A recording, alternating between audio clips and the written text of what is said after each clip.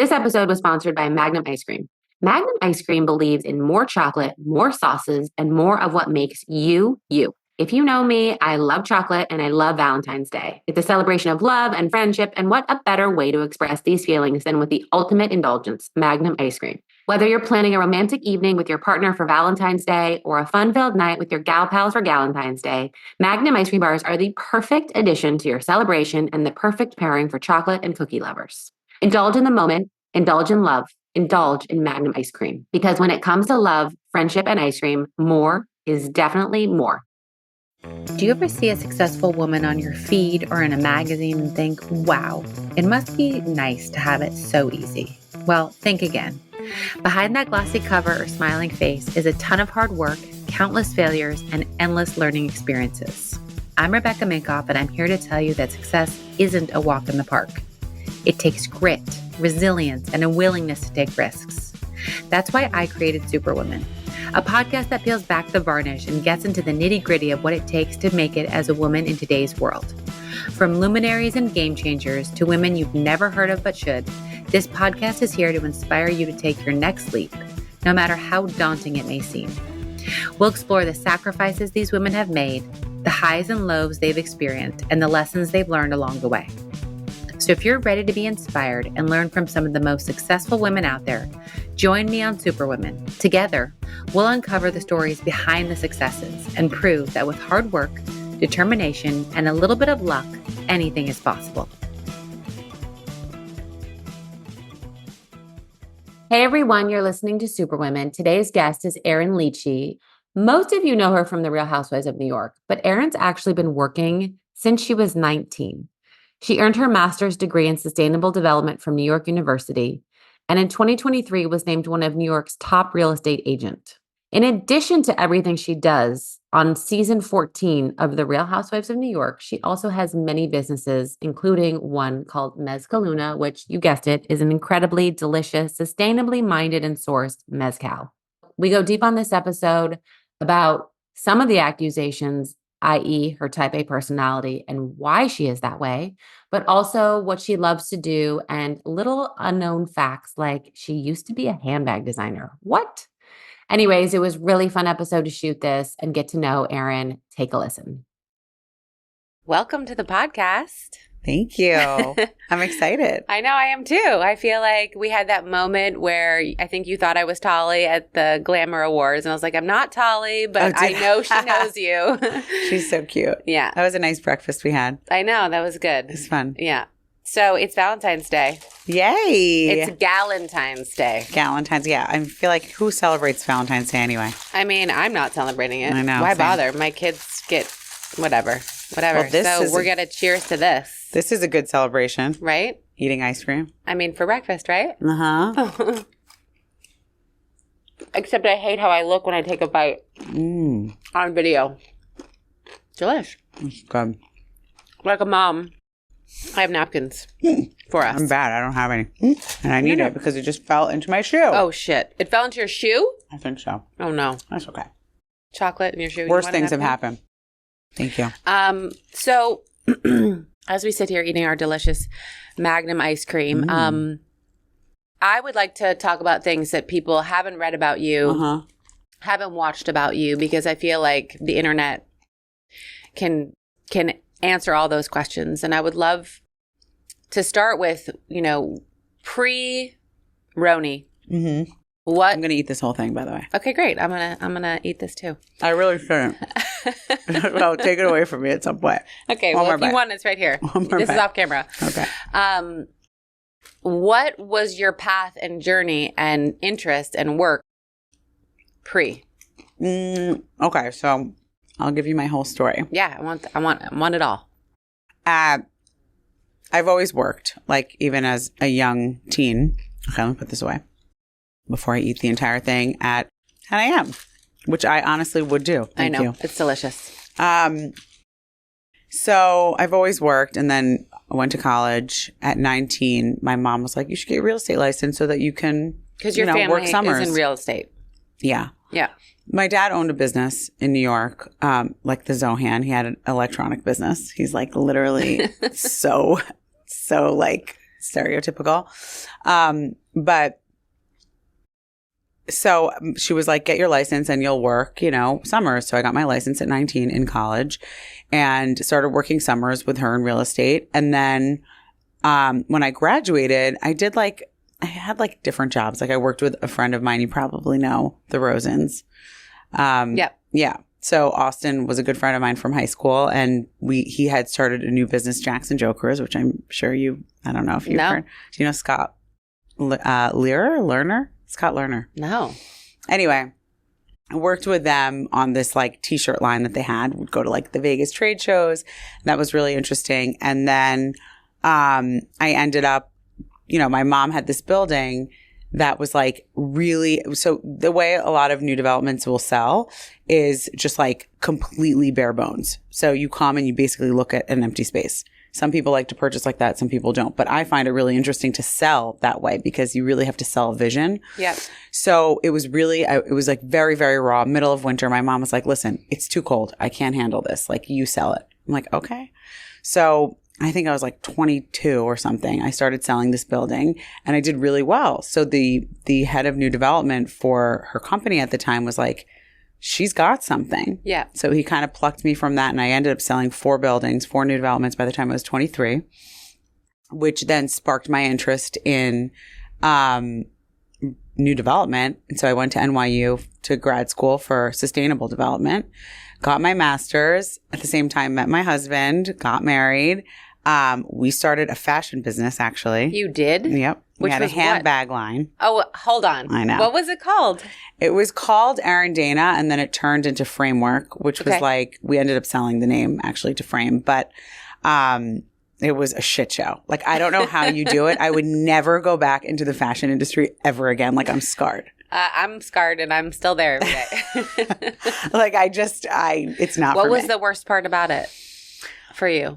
I think, so we started making everything in New York with, Cal? I need to see if Joe? No, he was in Dumbo at the time on J Street. Oh, yeah, I know that guy. Do you know him? Yeah. What's his name? I tried to help him sell his building after a while. He moved to the Navy Yard. Yeah, he did. Yeah, I'm blanking on his name. I got really close with him. Yeah. Like, we still keep in touch. He's so sweet. It's not like Angelo, but it's something like that. Oh, I know. It's going to come to us I'll later. remember. Anyway, he and I got like very close. We were making all these samples, but it was such like a money suck. I know. Every sample, every mold. Anyway, I kept doing it. And then that sparked into making them in Colombia, which was really interesting because we worked with this like women-owned factory that it was just a beautiful thing to do, but the quality wasn't great. Yep. The leather wasn't great. So then we end up meeting through, I don't even know who it was through anymore, but through a friend, we ended up meeting a head of Li and Feng.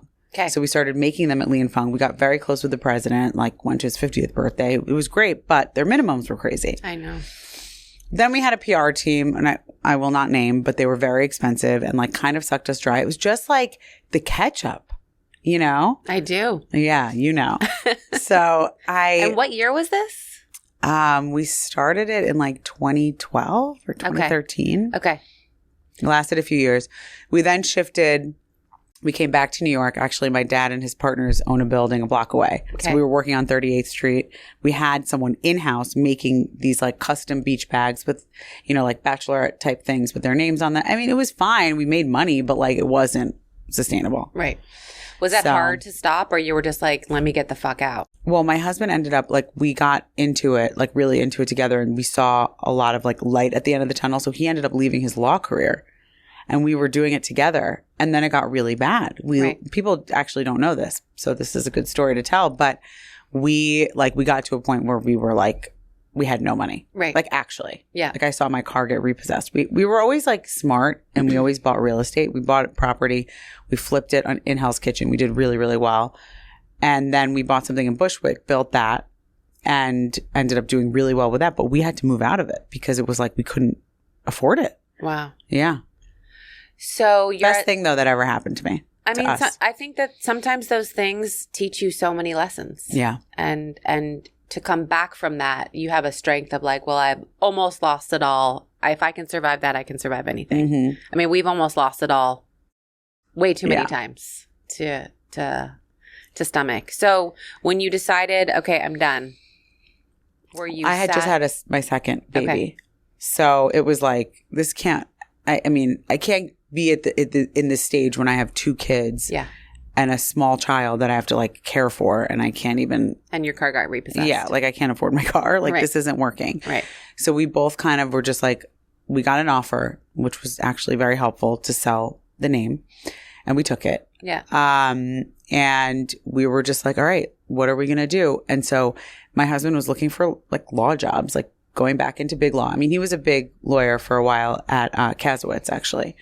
He was on like one of the biggest cases and bank cases in the world. And then like something sparked with him and something sparked with me. And he was like, at one point he was like, I'm going to start a t-shirt line. I was like, fuck off. No, you're not. Like, you're going back to law.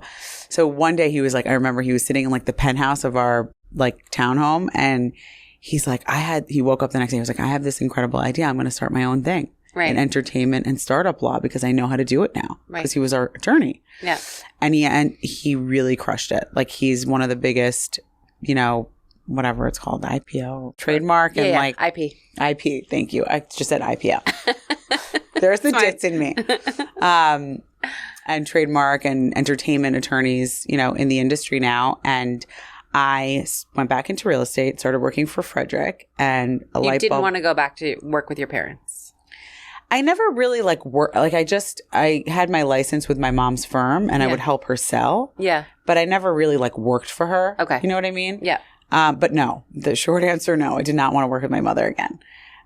So I went back and worked with Frederick, and a light bulb went off for me when I started selling these like high-end luxury apartments, that there was something missing in the industry in terms of interior design that focused on the market and also the client. So when I built my townhouse in Bushwick, I remember thinking, who's going to move here? Because eventually I'm going to sell this. So who's the buyer?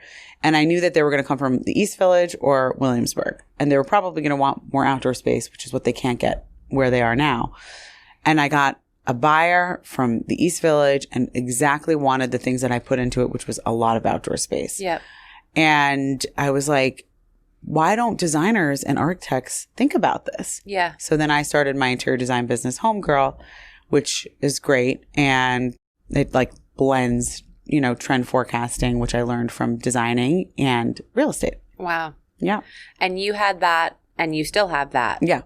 And then you said, let's launch tequila. Okay. Or mezcal. So we're like serial entrepreneurs here, as you can tell. What kind of made you switch? Okay. So I'll be very honest, but about, I think like 12 years ago or 15 years ago, we went on our first trip to Tulum. I fully fell in love. Like the lifestyle, it's so beautiful. You're in the middle of the jungle, but you're on a beach. It's just like exactly what I love. It got a little touristy, but it's still a beautiful place. Yeah. And I remember one day, one of the guys at the house, we became friendly with one of the guys who like was running the house. He came home and he was like, let's do mezcalitas. And we're like, what's a mezcalita? We took these shots, and I remember drinking a lot and feeling okay the next day. Yeah. And I'm like, how is this possible? So he started explaining, well, mezcal is better for you than tequila because of this and this and this. And that's why people drink it here. And I was so hooked. And we started exploring mezcal. And honestly, when we got on the show, we were like, this is kind of a perfect opportunity to build this brand now. Because it's always been in the back of our minds. So that started it. So did you launch it coinciding with being on the show? Or you already had sort of had everything in place? No, we launched it. I got on the show, and I was just like thinking, like, what do I want to do? Like, what's a product that I want to sell? Because that's not what I'm in the service industry. So is Abe. So we're like, you know, it's takes time away from that when you're on a show like this. So we were thinking about a product, and we were like, oh my God, the mezcal. Yeah. And that's where we came up with Mezcalum, which is mezcal Tulum. Yep. Kind of like summer in a bottle. Yeah. Tulum in a bottle. Yeah. And we just started it. I mean, we raised a good amount of money. You know, it wasn't hard like my fashion business was. I think also it feels so natural because it's right. Yeah. You know, like that. I was forcing that other business. And it's hard to give it up when you're in it, because also I'm very stubborn and like I want to win. Same. You know, but it was just time, and like this just feels so right. Like I can feel it in my bones. People say trust your gut. It's so true. Yeah. Was it hard to learn, like to go into an industry that it virtually is you knew nothing about? Well, we did things very differently this time because we learned from our mistakes and we brought in a lot of partners. Okay. We have an incredible advisory board. I mean, we have a person on our advisory board and an investor that was the president of Boston Beer Company. Okay. So like he tells us what to do. Right. You know, and we have a lot of people like that. And also actually our mezcalero is our partner. So he invested because he's so excited about it. So Wow. It's just a different thing now. We have a lot of heads. We have board meetings. It's just a whole different animal. Right. You've taken every single thing you did wrong and made sure that you didn't repeat that mistake. Yeah. Isn't that the nice thing about getting older? It is. I think every year gets better. People does. complain about getting older. I love it. I'm not upset about the number. I'm just upset about like the changes in the body that I'm like, Yeah. oh, Yeah. Yeah. It's harder to get back into things. for sure. So, you were portrayed as very type A, Yeah. and we didn't see a lot of your personal life. Yeah, I know. It was all cut out. We filmed a lot of it. Why? Like, talk to me. Like, what do you wish had been about your personal life and you off camera, or that you feel like didn't get shown? Yeah. I mean, I wish people understood how I grew up because it dictates a lot of the way I am. Yeah. Obviously, like most people. I grew up taking care of my siblings. My dad was a single father. It was very challenging. My mom is my mom, but my younger siblings are half siblings. Okay. And my dad raised them. Long story. Sorry, I'm confused. I'm the oldest. My dad and my mom had me. Yeah. And then they got divorced. My dad got remarried and had 4 kids. Okay. And he And raised then- them. Their mom is not in the picture and he raised them. Wow. So, and my dad's an immigrant. Like he has the heaviest accent. People don't understand him on the phone. So like he needed a lot of help. Yeah. And I was the girl, like the oldest girl. So, I mean, my dad would go to Israel for work for 2 weeks and I would like in high school, like wake my siblings up and be like, let's go breakfast. Like How school. old were they? I mean, they were like kids. I mean, my sister's 4 years younger than me. And then it's like one after another. Wow. My youngest brother's 10 years younger. Basically, Child Protective Services, had they known, would have taken to you guys. Well, I back don't know. Maybe. I don't know. My dad was he thinks differently. Yeah. He's off the boat. It's not, Yeah. it's just a different mentality. But, yeah, so I grew up feeling a lot and like holding a lot of people's emotions and caring a lot. Like I moved my brothers into college. My dad doesn't know how to do that. Like, Right. He doesn't know how to shop at Target for like college things. Right. I think there's a dichotomy there because on one hand, it affords me the ability to handle a lot. Like I can multitask and I'm comfortable with it and I'm not scared of a lot of people all the time. But also it makes me very like regimented and sort of organized and Yeah, you have to be. yeah. So people don't know that. Well, also, I think there's probably a perception of like, oh, real estate, parents, oh, little rich girl, right? Yeah. That The girls on the show would say like, oh, like you have a trust fund or things like that. And it's like, I mean, I would never say that I didn't grow up comfortably because I did. Yeah. And I think that takes away from my parents who worked really hard to give me a good life. Right. But it wasn't easy. Right. And I think the thing that sometimes annoys me is people are like, oh, if you grew up comfortably, like that's a bad thing or something. Right. Right? Like you should be penalized for that. Saw that a lot on my show. I think that's a weird thing. Like, it's not like you Same. chose. It's not like you chose that. And now what's you're- wrong with that? Right. Right. I want my kids to grow up comfortably and to say that. Yeah, what's wrong with it is the people that grow up comfortably and then never know how to work hard Yeah. and never do anything and don't make anything of themselves but live off of it. That's, Right.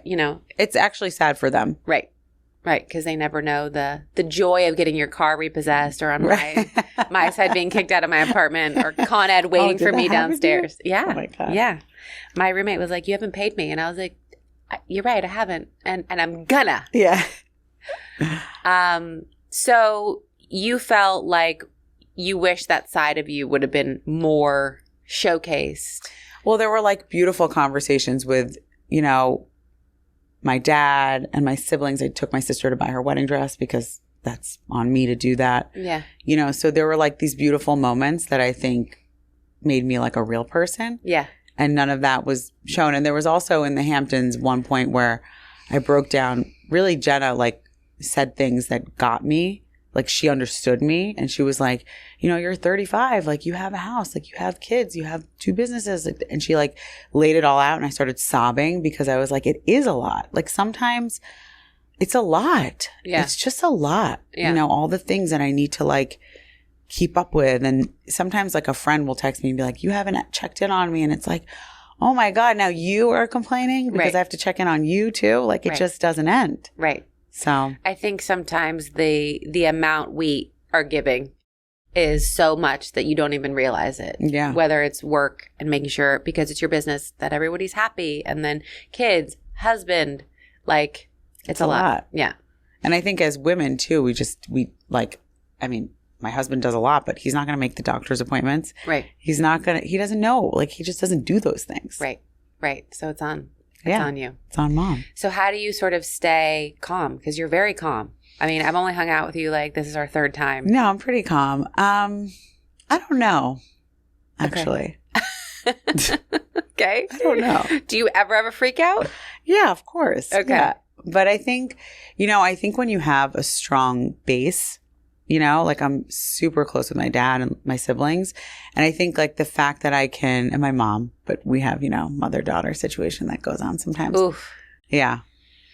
But she's my critical one in my life. Same. Like, I love her to death, but Me she too. can rile me up like no other. no one else can get me like that. Yeah. Well, why'd you do, you know, Levi told me, I'm like, can you just be here I and know. not say anything for 1 second? I know. But I think when you have that, like that base, you know, Yeah. it's that, like if I'm really frustrated, I'll call my sister and I'll just rant. Yeah. And then it's out. I'm done with it. That's good that you Yeah. have that like trusted, confident Oh, person. Because now, especially with the show, I'd love to get into like what's changed for you, what's remained the same. Do you feel like you can no longer have any privacy? I don't notice. I don't know if there's something wrong with me or because truly, I don't know. I feel the same. I mean, I don't think we're like that famous. We're housewives. You know, it's not like, Yeah. that's to- just how I see it. But to America, it's a I guess. big show, Yeah. right? I mean, maybe it's like New York City. People respect like your private. I mean, people come up to me on the street. Yeah. This morning I like bribed my kids to get up early and get to the bus on time. So I was like, I'll bring you to Dunkin' Donuts, which I never do. Yeah. If you get up early. So we were early and we were walking in and this woman was like, oh my God, is that you? And Levi, my son, was cracking up. He was like, oh, that was cool. You know, so it's like, and I looked like absolute shit, by the way. I just came back from a workout. But I don't know, like it's cute. Like it hasn't gotten to a point. I mean, it's a little weird when I see pictures of me on the train, like on social media. Right. When I didn't know someone, I didn't see a phone out, you know, it's a little weird. Oh, that's That's a little creepy. Yeah, that stuff. But I don't know. I So- don't feel it. And do you ever feel like worried for your kids? Like people coming up to them like, oh, your mom. I don't know. They're so young. Like that hasn't happened. They're always like with someone. Right. You know, they're like with me or my nanny or my husband. So it's not like that hasn't really happened. Yeah.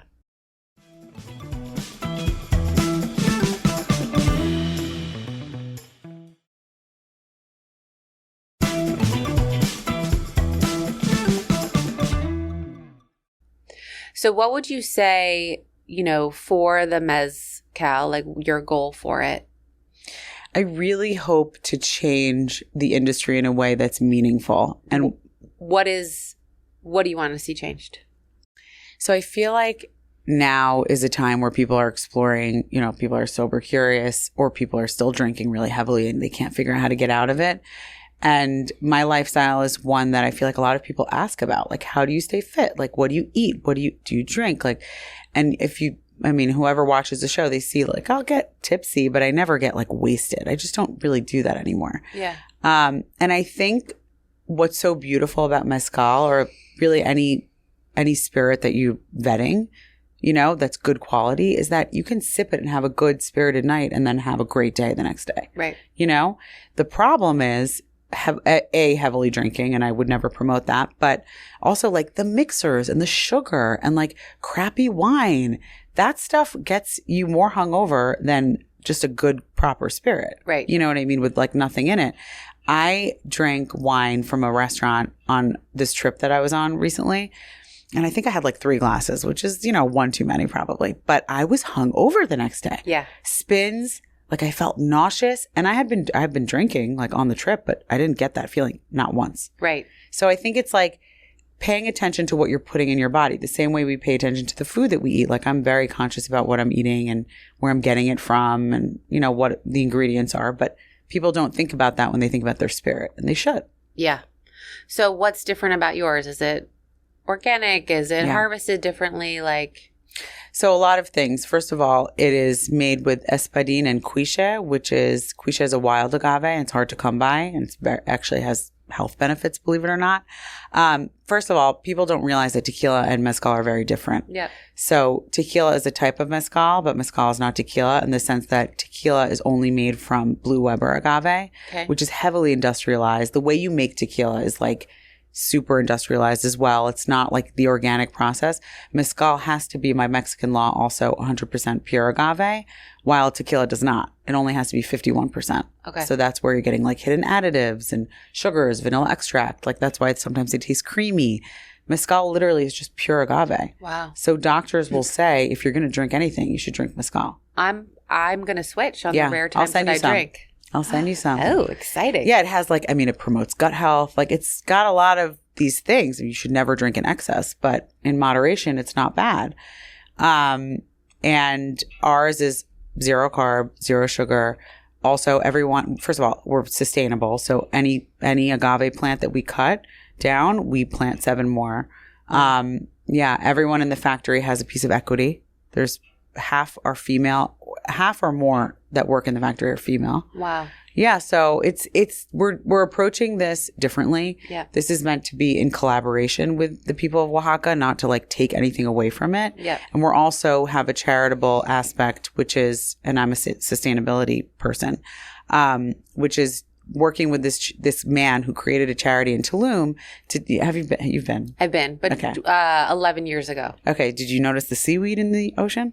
So we spent New Year's Day just cleaning up the beach because it had all washed ashore along with all the trash. And my 2-year-old was like, trash, really? Oh, the trash in the seaweed. It was terrible. Oh. We cleaned the beach. There's a seaweed problem. Oh, it's awful. Yeah. And they were burying it, trying to bury it. And we were, Okay, so there's this guy in Tulum that we found that actually takes the seaweed and creates bricks out of them and builds buildings and homes.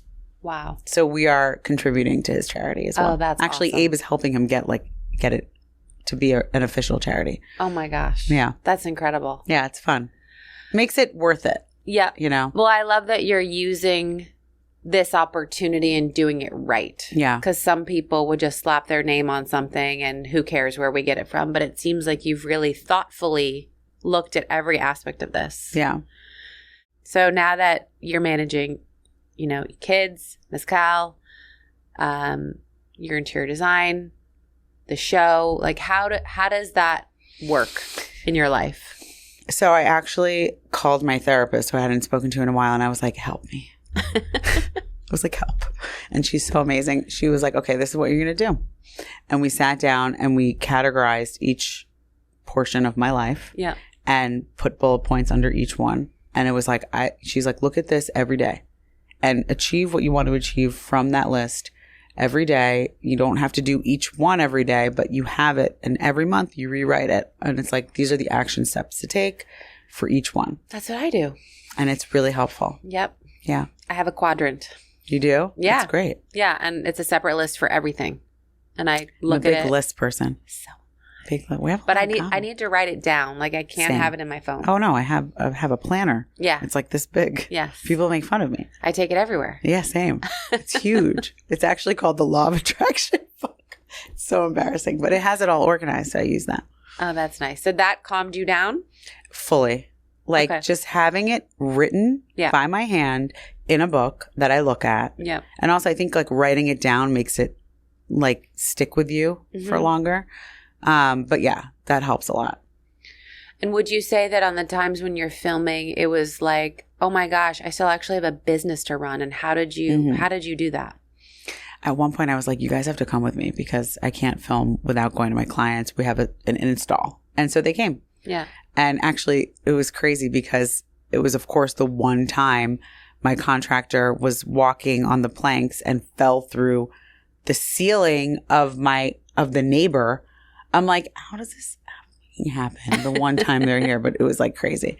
But yeah, like I don't know. I think also going into it another season, you know what it's like and how chaotic it is. So it's easier to plan. Yeah. But it was hard for me to like schedule things. At what point in filming did you know, were you like, this, I can't just be filming, I have to work? And then come along. Always. Always. Like the crew would always joke, like, do you always have your iPad out? No, I'm like, yeah, I have to work. Right. Like you're not paying the bills at all. So Jesus. So tell me what has changed for you since the show and what hasn't? Good or bad? I'm trying to think. For me, it's tricky to have this like social presence now, which I never had. I was not a big Instagram person. Okay. Like I was private and I had like 3,000 followers. It's tricky because the commentary can really bait you. And the commentary within social, like fans. Just random people. Right. And you read like it? The trolls. Well, I made the mistake of doing it, which is literally the one piece of advice everyone gave me. Do not read the comments. No, I think I would die. Do not read the comments. Yeah, but it's so hard not to the first season. Right. And I think everyone does. Right. But like they learn second season not to. Yeah. Oof. So I did it and I made that mistake. And I remember one of the producers who I absolutely love, I love them all, said to me, how often did you watch a reality TV show and then take to your laptop or your phone and say, you stupid bitch, like, I don't like you. She's like, did you ever do that in your life? Do you even follow the fan accounts? Like, right. I'm like, no, actually. She's like, well, most people are like you. Right. And I think that like has stuck with me and it makes you kind of feel better in the moments where like the crazy fans get on you for something. Yep. You know, so. And you haven't met one of these crazy fans in person, have you? Me, no. Okay. Honestly, people are so nice. Yeah. Like overwhelmingly nice. Yeah. And excited. Yeah. And it makes it worth it. BravoCon really puts things into perspective. It makes it exciting. That's nice. Yeah, we had an incident where we had made an agreement with PETA that we would do no fur. This was years ago. That's great. And then someone, not me, and really not me, just put up a fur item. And on your for sale, like on your site, yeah. Oh my god. Anyways, whoa! The angry fans came out, and I was like, whoa! Like my favorite quote was, "You'll forever be remembered as a baby rabbit killer," and I screenshotted it because I had to laugh. I was like, "This is ridiculous. I kill cows for a living. Like, it's not that far off, but right." Anyways, I got a taste of that, and I was like, wow, people are. Yeah. Some people, majority are great, but some people can be trolls. Well, the problem also is there's no like explaining. Like there's no understanding. There's no like, I mean, this whole thing came, I'm sure you saw with my rent. Did you see that? Yeah. It's ridiculous. Yeah. And it's like, if you read the article, you understand that I was doing what was within my rights and I would do it again. And even if they wrote 10 more articles. But it's like, if you read it, like this is a real issue that goes on in New York. Like 5 months, no elevator, having mice. Like I had to do something to get it fixed. Yeah. And then there were 6 months that went on. It's not like I just didn't pay my rent. Why would I renovate a huge, apartment that I lived in for all this time and just decide not to pay my rent one day? It doesn't make sense. Right. So, like. That kind of stuff, like those comments are just like obnoxious. It's like, pay attention. Yeah. If you're going to make the comment, at least read the article. Yeah. In full. So, whatever. But but I learned how to brush it off. Like I was going to just about to say that I feel like you just are like, yeah, I really was fine this time. I remember. So the things that get me are not like the public perception. It was the day before the reunion, I thought it was going to go really bad because of the texts I was getting in the group chat and like the fighting within the group, like that got me. Like I had to take a bath to calm down at one point. Like I was on the phone with the producers. I was crying. Like I was so like uncomfortable with the fact that I would be in a room with people that I like cared about. Yeah. You know, and that they would just attack me. That riled me up way more than this stupid shit. Wow. Yeah. This is the thing that I don't understand. It's all grown, mature women. And the cattiness is next level. Yeah. On our show? I mean, it's not as bad. No, it's not as bad. But just like the fact that you're having a group chat and they're attacking you in it. Yeah. Like, I don't deal with that in my life in terms of like my friends. And so like, I don't know that I'm equipped. I don't know that I would be equipped to deal with that. It's not easy, but at the end of the day, it's like any honestly girl group. Like Right. there are always going to be disagreements and like arguments. Right. And it's a little bit more of like a pressure cooker, Right. you know, when you're on a show, but it's still the same. Right. And it's natural. You know, like Uba and I got into something. We didn't know each other well enough in that way before that happened. And now it's like we both know. We Right. know like what our intentions are. I don't think that she went off on me, but I don't think that she meant any actual malice, which to me, the intention is more important than For sure. people can. I mean, I have 1 of 5. We get in crazy fights. Yeah, yeah. You know, I'm used I to mean, it. siblings next level. Yeah. Yeah. So I always wrap my interviews with 2 questions. What is one thing we'd be surprised to know about you?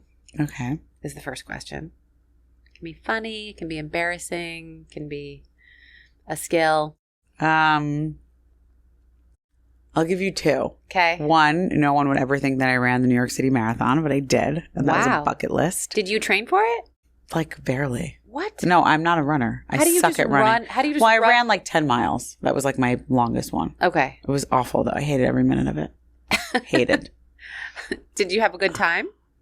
Like time as in like No. the time you finished it? No. No. So my husband's father passed away from brain cancer. So Abe wanted to run it to raise money for the charity. That was the only time I'd be like, okay, fine, let's do it. Yeah. And we started running together in the beginning and he was like, come on, like, let's go. And I was like, fuck off.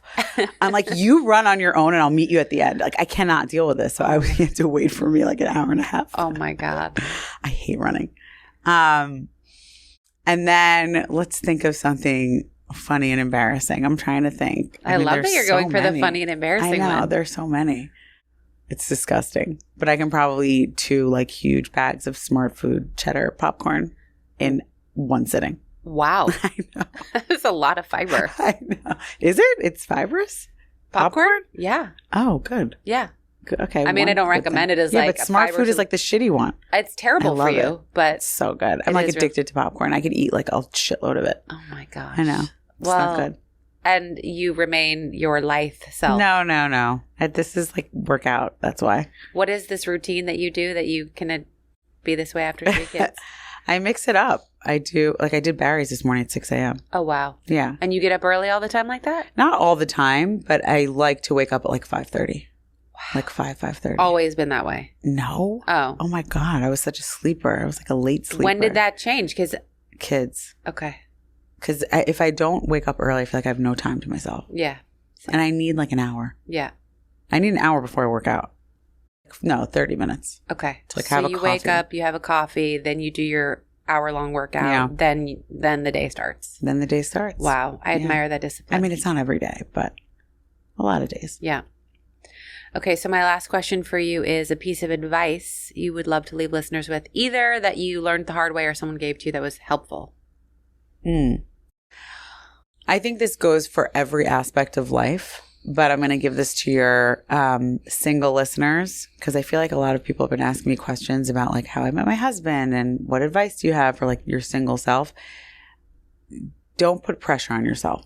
I say this all the time also to like moms that have just had a kid and want to lose weight. Like there's too much pressure in society to like meet someone right away or, you know, to like lose the baby weight. You know, the pressure, I think sometimes it's like, and I believe in this so much in terms of like the law of attraction and how you think brings things to you. And I think sometimes people think like, well, if I think about losing weight or if I think about meeting someone, then I'm going to do it. But sometimes you're met with like this resistance Right. that stops it because you want it so bad. So you're subconsciously worried about it happening. But it's like if everyone just calmed down, I think it would come easier. Yeah. You know? I do. I think it's hard to get out of that mindset if Totally. you're trying to get pregnant. You're like, okay, I just got to relax. And when I relax, I'll get pregnant. And then it's like, 100%. doesn't happen. You're like, but I relax. It's just like a total mind fuck. It's a total mindfuck, and I struggle with it fully. But I think sometimes the best way to mitigate that is distraction. Right. You know, just do something else. Yeah. Just, you know, totally find a new hobby. Yeah. You know? Yeah. I also think you didn't meet your husband on a dating app. No. At a bar. Right. Classy. Those are the old fashioned Yeah. days though. I mean, So I'm I not think a for some women who are like, my expiration date, the eggs, Yeah. it's tough. Like, Totally. I would not survive right now if I had to go find a man. I know. But like, go to music festivals, Yeah. like go to concerts, Go to stuff you love. bars, like do stuff that you like and that guys like. Yeah. You know? Yeah. No, it's a good point. I love that. Did you think of anything embarrassing in this interim? I wasn't thinking about it. There's so many embarrassing things, like so many embarrassing. Oh, I have a really good embarrassing story. Really good. I was sitting with my ex-boyfriend. Oh my God, I get like hot thinking about it. And it was me, and I think I was in the driver's seat and he was in the passenger seat. My sister was in the back, and I had just picked up bagels, and I brought them all the bagels. And for some reason I forgot he was there because it was like my sister was there, and I'm so comfortable being in the car with her, and I was talking to her, and I just like let one rip. Oh my God. Like a loud fart, like loud. And he goes, and I was like, and my sister starts cracking up. She was like, what did you just do? Are you crazy? I was like, oh my God, I forgot you were here. I love that. I love that so much. That's a really good one. I mean, I do it all the time at this point in front of my husband, but I know a lot of people that keep it discreet. And I like cough when I do it sometimes. And that's he's what my like, mother-in-law does. and he was like, I know what you're doing. Just do it. Right. Oh my God. Well, thank you for coming on today. It was nice to spend time with you. Yeah, you too. Thanks for having me. Where can everyone buy your gorgeous mezcal? Oh, well, we just launched this month in New York, Connecticut, New Jersey, Rhode Island, Hamptons. But you can get us online if you're not in the tri-state area. Okay. And you should ask for it at your local bar. Yes. Or restaurant. Well, we're at the Chelsea Hotel. We're at Zero Bond. We're in a bunch of restaurants soon, very soon. Awesome. Thanks for being so real. Yeah, thanks for having me. It was so fun. Good. I just wanted to thank you guys for listening to today's episode. I also want to ask you to rate and review the show wherever you listen to podcasts. I know it's a pain in the butt, but it actually helps with search and algorithms. So if you love this podcast, it is an easy way to get it more visible and out there. I also want you to follow me on Instagram at Rebecca Minkoff, at RM Superwomen, and be sure to check out my book, Fearless, The New Rules for Unlocking Creativity, Courage, and Success. Thank you again, and you will hear from me next week. Sponsored by Magnum Ice Cream. Our delicious layers of velvety ice cream, gooey sauces, and cracking Belgian chocolate are the perfect pairing to your Valentine's or Galentine's Day celebrations. From classics like Double Raspberry to duets like Cookie Duet, Magnum has a taste of unapologetic indulgence for everyone.